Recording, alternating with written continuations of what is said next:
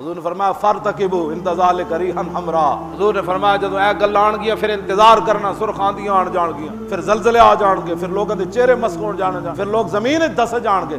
हाँ, उस वक्त तो पहले पहले के बर्मा दियां हालतां इत्थे पैदा हो जान। हाँ, वो बड़ा बेनियाज है। इमाम हुसैन फरमांदे सन जुल्म के खिलाफ जल्दी उठो वरना कुर्बानियां बहुत ज्यादा देनियां पैणियां।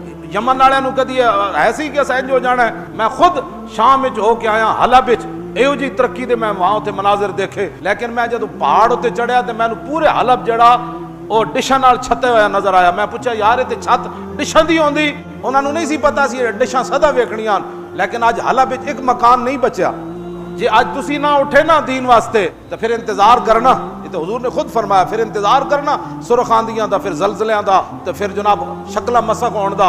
उस तो पहले पहले पाकिस्तानी खड़े हो जान, बस भाई बस दफा हो जाओ सारे, अब मोहम्मद अरबी का दीन आएगा यार।